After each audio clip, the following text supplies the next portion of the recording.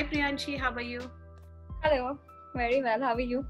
I'm good. Priyanshi is joining us from Ahmedabad, Gujarat, and she has a new startup called Zorelio. Priyanshi, welcome to Enterprising Youngsters. Thank you so much. So Priyanshi, tell our viewers a little bit about what is Zorelio actually. What exactly do you do at this startup? Zorolio is a gourmet cheese brand. So we mainly do flavored and marinated cheeses, and we make cheese boards with it. Our cheese boards are our highest selling products. Okay, very interesting. And that's the only thing you do, if I understand correctly. Yes.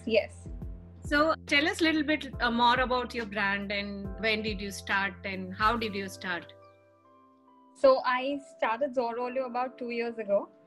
So I used to always like making cheeses and like flavored cheeses and everything at home. And sadly in Ahmedabad, it's very difficult to find good cheeses. So every time I'd have guests over and they'd be like, why don't you sell something like this?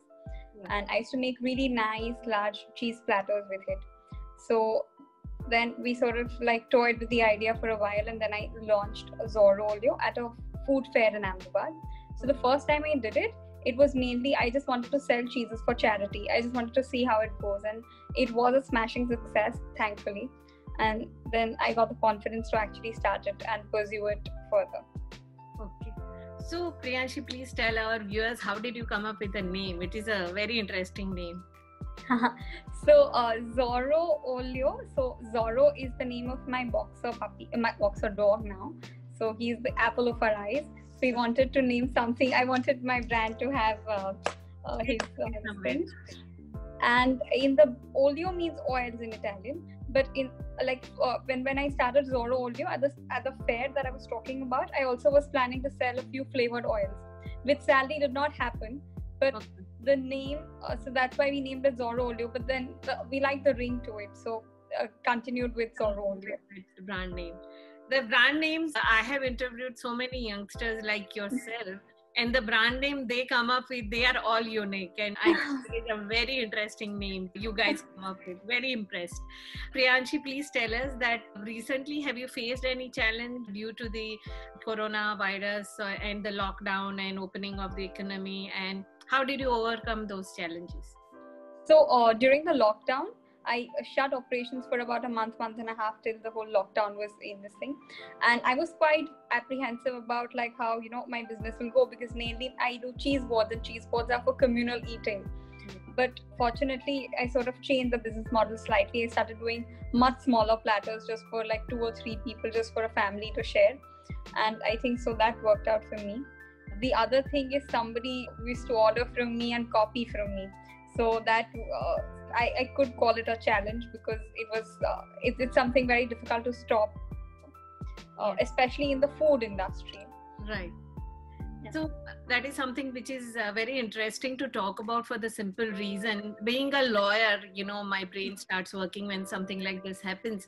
So I have been telling all the youngsters, all the youngers around the world who has their own startup, that your intellectual property rights has to be in place, and that's something I think even you should look at. How small you are, you have your intellectual property rights in place, then there is always an advantage eventually. There is a very unique example I give at a lot of my speaking engagements, which I would like to share with our viewers and you as well. Okay. You remember very recently Hemor, which was a very popular ice cream brand, which was sold out. Sold out. Yeah, and now they have become a Hoko eatery, but a Hemor is sold out to a larger multinational company. Yes. When they started valuing their assets, 90% of their profits came from the intellectual property rights. So every youngster should have an intellectual property rights. Do your research, figure it out, and at least once you start growing, that is something you should have. Oh, that's very interesting to know. Yeah, so then people like these who are copying your products and copying something which is very authentic to you, it doesn't happen. Priyanshi, tell us a very interesting question, that where do you see yourself in another 5 years? Okay, so right now since I'm doing only cheese boards, but I'll be starting with gourmet ice creams from about a couple of months. Okay. So and not just gourmet ice creams. Eventually, I want to do a whole lot of other gourmet foods, and fortunately, hopefully bring it to not just the Ahmedabad audience, but also do it pan India. So that is what I want to do 5 years from now. So best of luck with that. I'm sure that you'll get there eventually. So tell us that what motivates you?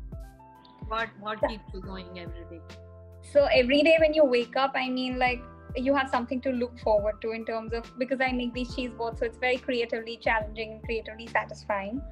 And then there's also the aspect of financial stability and financial independence that comes from running your own business. So that also keeps you motivated enough. Like, you want to grow your business, you want to think of new products to be added. That keeps you going. So since you talked about expanding and basically scaling up, so I know that you started small 2 years back, but do you want to share with our viewers that how did you start, and did you require any funding? So when I started, fortunately, food is something wherein it's not very capital intensive, especially when you do it from home. So I started really small, so there was not really much of investments. But eventually, as I grew, of course, I needed more equipment, and then I started buying it from my own profits. So just plowing back my profits inside my, venture. And now that I'm going to be doing the ice cream thing, I have my own capital. So I don't really have to go around asking for any sort of investment, sort of funding. And so you want to keep it small and then scale up eventually. Yeah, because I don't think I'd be very comfortable with any sort of debt or any sort of like somebody investing and somebody having an opinion. So I think it would be very inspiring from a lot of girls who are, looking at your interview. I'm sure that they'll be inspired to start their own venture, even if they want to start small. Priyanshi, thank you so much for taking out time and being on this platform. I really appreciate your time. If you are new to my channel and you are viewing it for the first time, we have wonderful girls like Priyanshi on this platform on a regular basis. So do subscribe to my channel. Thank you so much, Priyanshi. Thank you so much for having me over.